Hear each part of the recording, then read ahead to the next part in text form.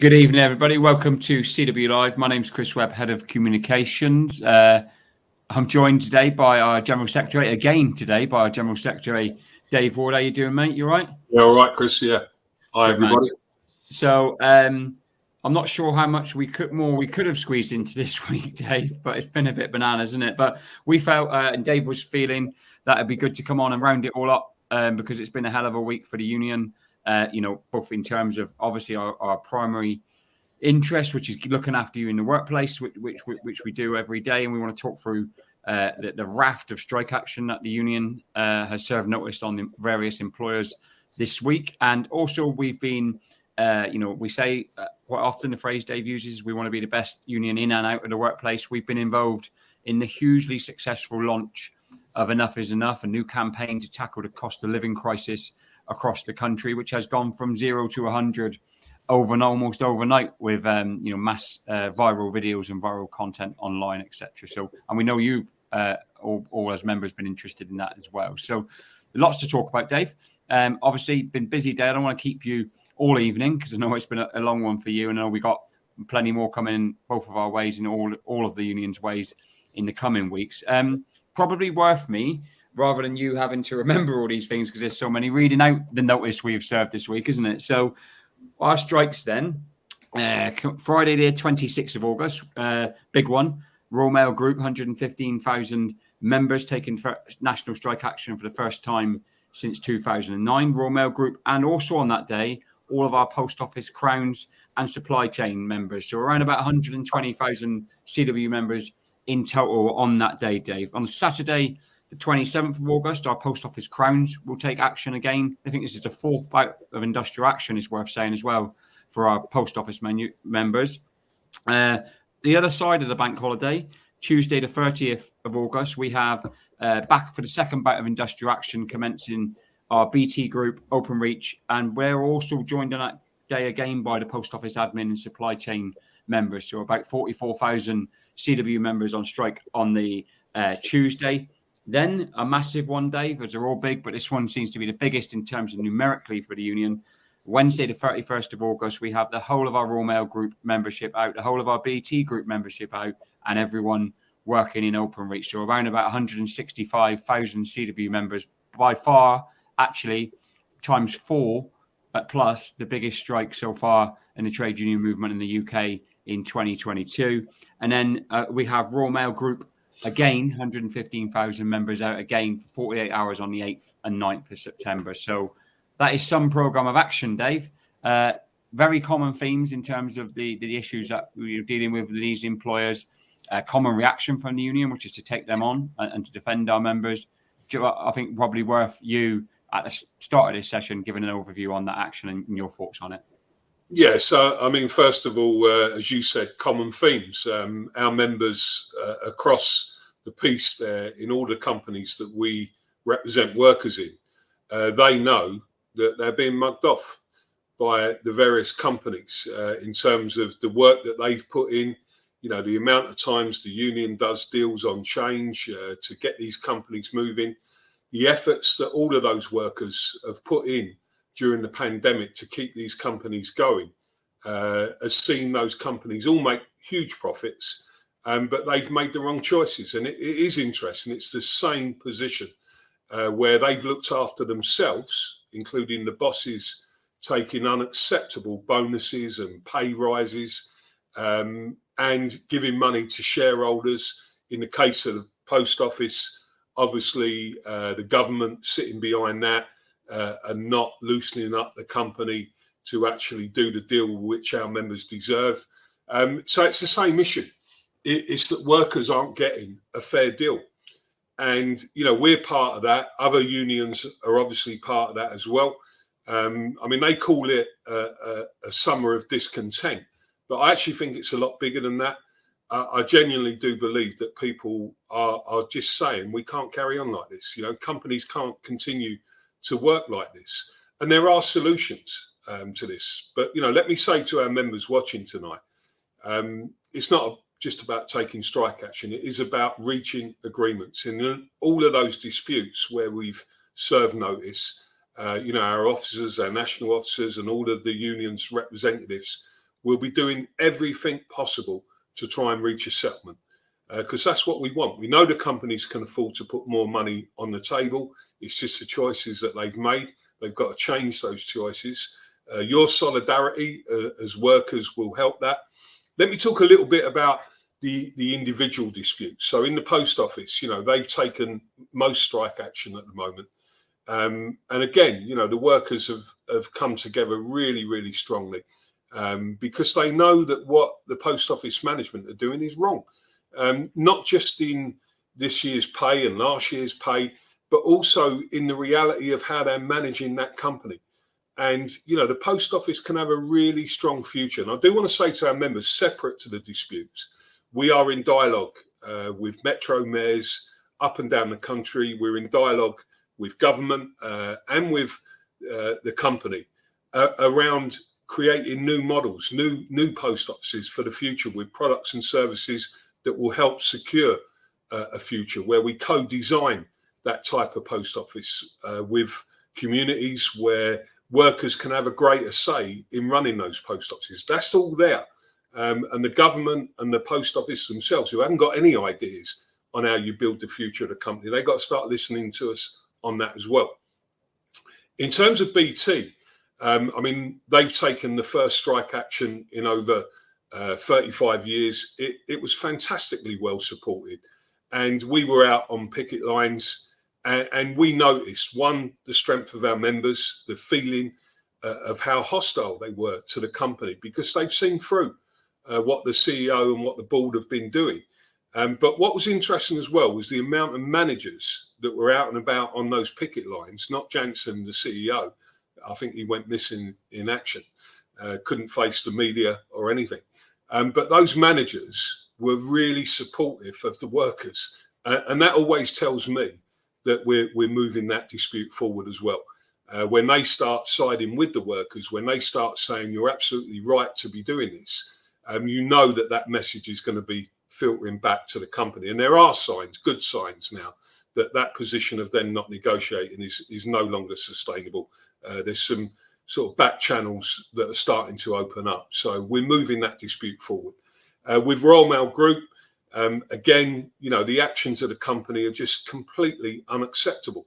We had an agreement with that company, and all I remember was people saying from the company, this is really good, and how have they gone from the position they were in to suddenly saying that they're losing £1 million a day? I don't believe it. I don't think we should just accept that.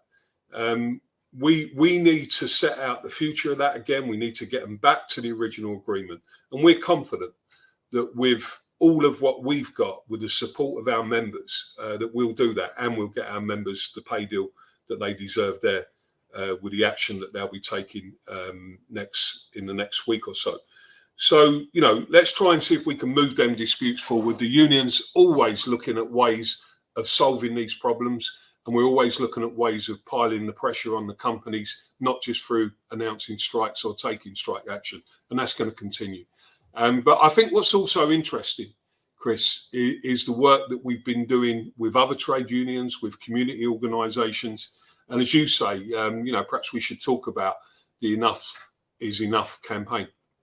Yeah, I think that's spot on, Dave. So, you've given an excellent overview there, and I think our members, obviously we're also communicating separately on all these issues with our members. They've seen us this afternoon live with yourself, Andy, Kerr and Karen Rose talking to BT. You were live yesterday or the day before. I lose track of it all now, with Terry on the sort of position in Royal Mail Group. We've got the ballot result in Royal Mail Group next Wednesday. We'll be back on again doing that. And then obviously we are back with Andy Fury. I've got to get it all right now on Monday with the post office. It's a long list, isn't it? So loads of individual comms. So I think members, will be comforted by that, and I'm sure are all ready to back the union and take strike action to defend themselves and win fairer deals. But we have launched the Enough is Enough campaign.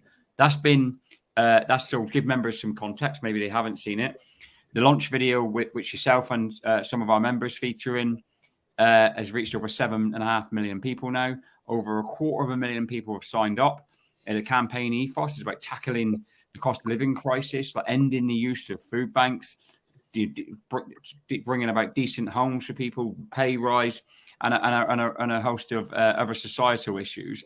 You're out there, and the union's been out there early doors as a supporter and one of the founder members of the campaign. So obviously that's extremely pleasing that the launch has gone so well for all of us. I wondered, Dave, if you could give the members a flavour of what the campaign's all about, how they get involved. Obviously, yousayenough.co.uk if you want to go and check the website right now. Watch the videos; they're on our channels and they're on the Enough is Enough social media channels as well. But why have we got involved in this campaign, Dave, and why is it so important to do so? And how do you see it developing? Well, we're involved in it.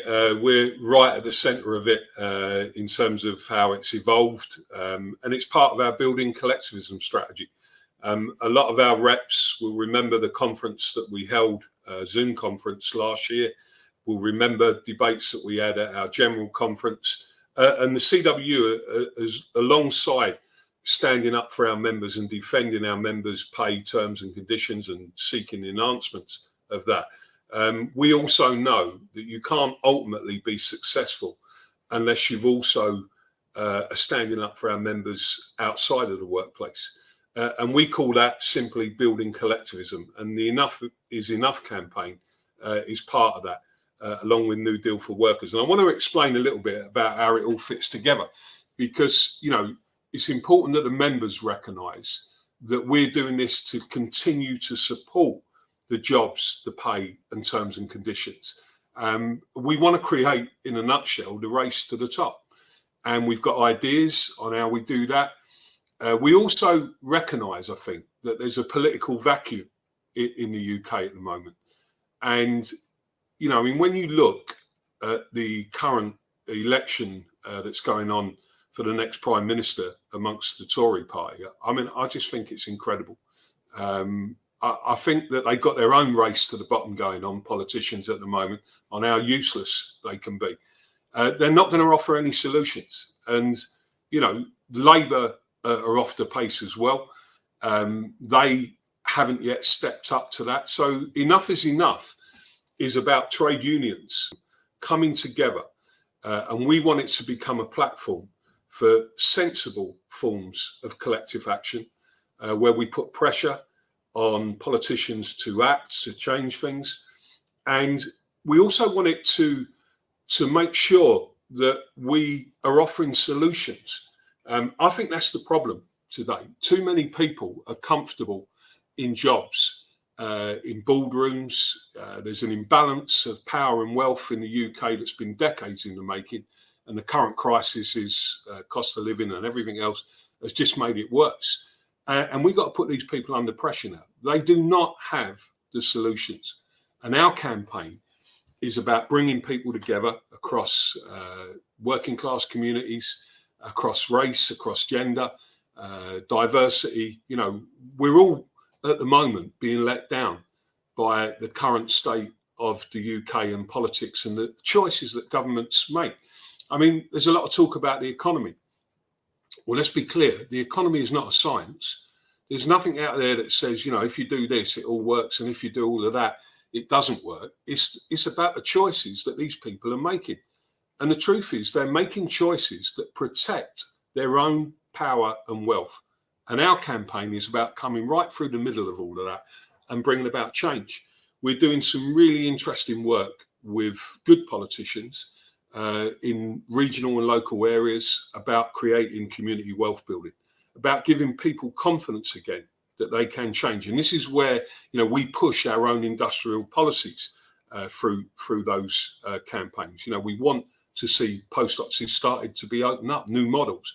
We want to expand the role of postal workers. In the telecommunications industry, we want workers to have, good terms and conditions, a charter where you don't get undercut by these small competitors who are ripping off people. So, we can do this if we get everybody behind it. I would urge everybody, by the way, to just have a look at the video, send it to your family and friends. And my key message initially on this is that, this complements the work that we do to industrially to keep our members' pay, jobs and terms and conditions as good as they can be. It's time to bring about a different dialogue in the UK with people. And I don't think politicians can do that. We're not setting up a new political party. I want to be clear on that. If any of you have seen some of the stuff that Mick Lynch, who works with us in the campaign, Eddie Dempsey, RMT, have been saying, that's exactly our message. This is about building a movement. It's about building trade union values and reasserting those values back across communities. And we want to work with community organisations. I mean, during the pandemic, there were so many community organisations that helped people. And they did that on the basis of collectivism. So we need to join up with that. This is a big plan. And it is going to make a difference. I have no doubt about it. I mean, you said, Chris, we were all taken aback, I think, by over 250,000 people signing up to the campaign in a couple of days. Phenomenal stuff. And as long as we keep it in our minds, the connection between our industrial work and this type of work that we're doing, everybody, our members are going to benefit from this in and outside the workplace. Let me just say one thing about energy bills and how that works. So, our policy is to get people out on the street through this campaign, protesting, and we're just going to keep it simple. We're saying slash energy bills, bring back the original price cap from last year. And there's an easy way of doing that. These people can do it. It's just about the government and the energy companies getting together and sorting it out like they do in France and other places. And then we can reduce the energy bills. And of course, that then helps our members. So you push higher on pay, but you also push to reduce the energy bills, and our members and their families benefit from that. And I think people know that what's been going on has got to be challenged. And, as a union, we're a union that I think is right at the centre of all these things. What I would say is that we've got to broaden our support. That helps build union power. It helps build union membership. So we're going to be coming up with forms of collective action that you'll hear about soon, where workers everywhere, whether they're in a union or not, they can participate in that. So we're building this campaign. We're building our industrial strength, and we're going to bring about change. Thanks, Dave. I just obviously we covered quite a lot of ground there in quite a short period of time, and I think it's a reflection. I think everyone knows how busy the union is, but I think it's a reflection of how people's lives are in general as well, isn't it? And there's a lot of pressure in every aspect of life, and we're not on here saying the union's busy. Oh my, woe is I. I think we're recognising that is indicative of the pressure our members are facing in every single day in their life. And I mean, how does it feel? I want to give you the chance to sum up in a moment, but I also, as someone who's obviously spent, their whole career in the union and the movement, I wondered how much of a moment this truly is in your view, because as someone who monitors all the unions' communications and social media, this is definitely the first time I've seen, our members in terms of the terms and conditions they have, which have been long fought for over years and years and decades by the trade union and membership. Postal workers saying they're using food banks, telecom workers saying they're using food banks, loads of members saying they're walking to work, they're sharing a car with 4 other posties because they can't afford the fuel to get in. This isn't a case now, Dave, of these campaigns, both our strike action campaigns and our external ones. We hope they work. We have to make them work, don't we? We definitely do, and it's how we're seeing the situation for our own members that drives us forward, and how we're seeing that situation reflected with loads of other workers, with people in communities, with your families. Everybody knows what's going on at the moment. I think it's actually some of the most difficult times that we're facing, and the complicated challenges that we're facing. I don't think it's ever been like this before. And now, we know that to get the right solutions, something new has to come to the fore. And that's why I think trade unions, who I do believe can bridge every divide in society, we can bring people together. That's our role. That's what we do in workplaces. What we're bringing to this campaign is that we're going to do that outside the workplace as well. And I think every CW member will benefit from that. I believe that every worker in the UK who's being exploited at the moment will benefit from that. And, my simple message is this is definitely bigger than a summer of discontent. If I could just say something, Chris, people talk about a general strike. What we're talking about is, when people talk about a general strike, I always say, well, what's the objective of it? What are you trying to achieve? And I don't see many solutions in some of what I hear sometimes from sort of activists who do politics from what they read in books years ago, or they do politics in their head. We're doing this. We're doing actions, not in theory. We're doing it in practice. And I think trade union, leaders, big shout out here to Mick Lynch. He's been brilliant on the media in the way that he puts across simple ideas. And what we're mostly focused on, and I want to say this to all our members and anybody else who's watching, is solutions to the problems that we're facing. I believe that people have realised now that, you've only got to look at the previous crisis of the 2008 financial one, the pandemic, the current cost of living crisis, the climate emergency. If we don't do something, the only certainty is that working people will always pay the price. And it's got to stop. And what sits behind it, undoubtedly, is about connecting these things. That's when you become strong, is when you make those connections, is that there is an imbalance of power and wealth. And it permeates right across the world of work. It's there in the economy and how it's rigged against working people. And it's also there in the way that politicians and others who want to keep their power and wealth bring social divides, whether that's over race or anything else. We're all in this genuinely together. The more we build this campaign, the more it helps us protect our members' jobs, and the more it helps us solve some of the problems that people are facing that you've talked about.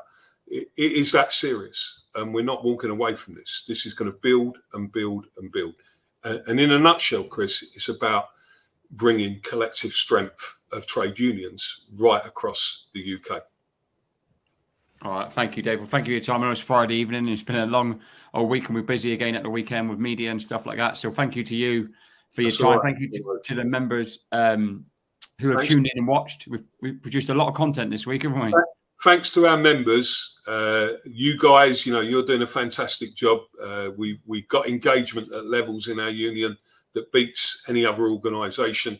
So there's a lot of work gone into that. But most of all, thanks to our members.